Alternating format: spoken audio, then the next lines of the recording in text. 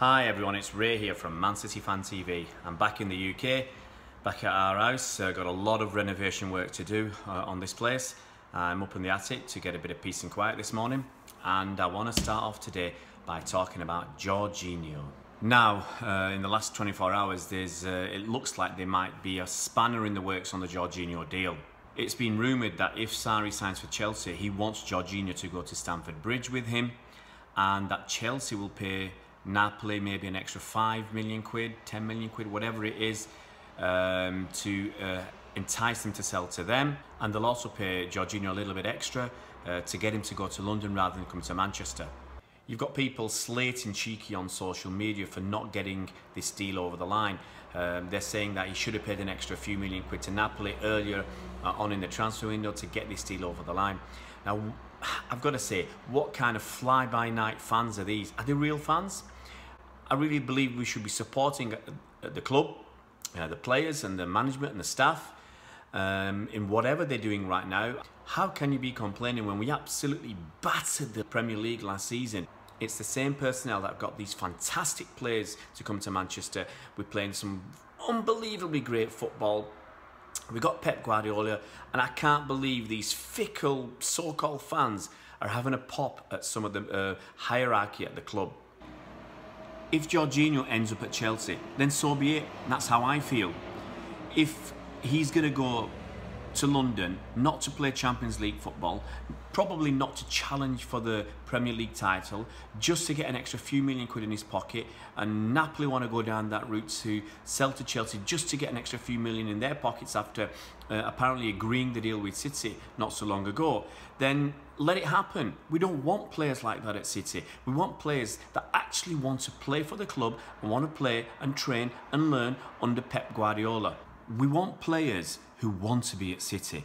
And although money is important, it shouldn't be their deciding factor. Their deciding factor should be to play fantastic football and to be challenging to win trophies. In the last 12 months, we've walked away from the Dani Alves deal. I think he walked away from us, actually. But we walked away from Alexis Sanchez. We walked away from Fred, partly because I think they were asking for too much money. And they were getting greedy, using City for bargaining, thinking, yeah, we've got City want us, we'll ask them for even more money. And City just walked away and said, no, you're not coming here for the right reason. We're happy to pay you lots of money, but once you start getting greedy, I think that just goes over the line. There's a line there, and City just will not cross that line. 12 months down the line, we look at Dani Alves, we look at Alexis Sanchez, we look at Fred, and we actually think we're better off without them. In the transfer market, at least when we're buying players, City don't want to be seen as mugs anymore. We aren't chumps. It's not 10 years ago when we didn't have Champions League football. We weren't challenging. We weren't, let's be quite honest, a bigger name around the world, especially around Europe and South America. And we had to pay bigger fees, pay bigger money to players to get them to come to Manchester. Even this summer, Leicester wanted 90 million initially for Mahrez, and it looks like we're going to pay around 60 million for him. And Napoli wanted a lot more than the rumoured 43 million that we were going to pay for Jorginho, plus add-ons. So we were looking like we were getting very, very good deals in this current overinflated market. Even last summer, I think we paid 43 million or 42 million for Bernardo Silva, and he looks like a bargain. We paid a little over 15 million for Kyle Walker. What a fantastic addition he's been to Manchester City. And we paid about 55, 56 million or so for Aymeric Laporte, and he looks like a quality player too. So I think in this transfer market, we're actually doing quite well, and the City hierarchy, especially Cheeky, should be praised. Although I don't think we're overly concerned by financial fair play right now, I think we're in a very good position financially. We should still try and hammer out very good deals. We should be good business people at City. If we just keep on paying what's asked by selling clubs, then everybody knows we're mugs, and they can just go in with a really high bid, way in excess of what anybody else would pay, and there's a good chance that we'll pay the money that they're asking. You know, if Leicester are asking for 90 million, we might have settled at 85 or 80, but we're actually going down to 60. So I'm really pleased about our bargaining, our hard bargaining now. As I said, if we keep paying the top whack, people see us as mugs, they take us to the cleaners, and they'll always push us and push us and push us and give us problems eventually. If we just pay what's asked, all selling clubs will try to skin us alive and take us to the cleaners. And that's not good financially in the long run, especially if we want to make a big, massive deal happen like Mbappe. If you're going to pay something like 200 million for a player like Mbappe and pay mega wages to him, you've got to probably scrimp and save somewhere else. You know, to save 20 million on the Mahrez deal, to save 10 million on Jorginho. It all helps, it all goes into the pot. When a big, massive mega deal comes your way, you've got more clout, you've got more flexibility to pay that little bit extra to make it happen. If Napoli want to mess City around and really push Jorginho to go to Chelsea for that extra 5 or 10 million that Chelsea will pay them, then it's really up to the player where he wants to go at the end of the day. I think that's because Napoli have actually already gone out and bought his replacement, so they're financially committed to that deal, which means they must sell Jorginho.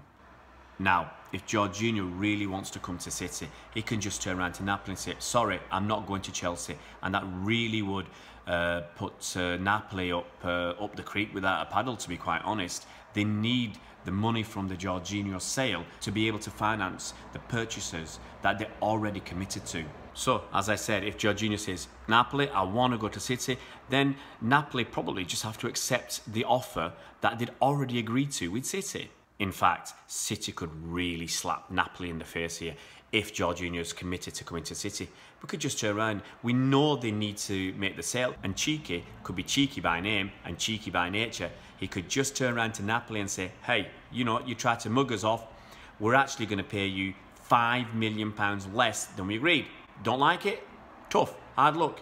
Try and sell the player somewhere else because the player wants to come to City. And Napoli would really be in big trouble, I feel. So they're in a tight spot if Jorginho really is committed to coming to Manchester City. Now, that's what I'd do. I'd really push my hand with Napoli now. I'd bluff them and bluff them and bluff them and get that deal as good and sweet as possible, so long as Jorginho really is committed to come to Man City. Now, it's also been rumoured that City are going back to look at other options just in case Jorginho doesn't happen. I think Andy mentioned this a couple of weeks ago. He said that City were interested in people like Kovacic. So yeah, we might go back to one of our plan B or plan C targets, because it's rumoured that this is the way City are working. We have a defined plan A target, the guy that we really want. But we also say if that doesn't happen, we've got a plan B and a plan C, which I think is fantastic. Great forward thinking.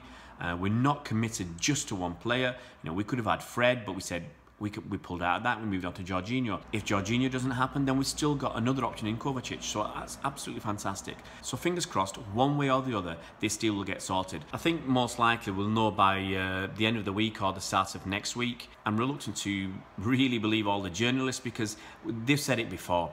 You know, a lot of media outlets, and I heard on the radio, on TalkSport, for instance, and in some of the newspapers, that Conte, the Chelsea manager, was going to be sacked before Christmas. That never happened. I heard he's going to be sacked by Easter. Never happened. We heard that he's going to be sacked at the end of the season. Never happened. In fact, there was a very strong rumour last week that he was going to be sacked by the weekend. Well, guess what? He took pre-season training yesterday.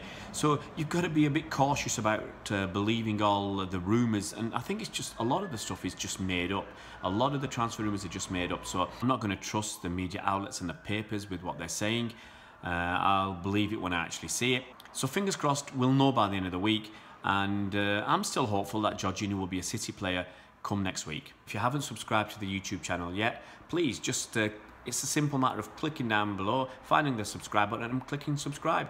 Hit the bell icon for notifications so you're notified immediately as and when new videos come out. If you like the video, please click like and share the video with your friends. Pass it around on social media, please. Hey, see you around, Blues.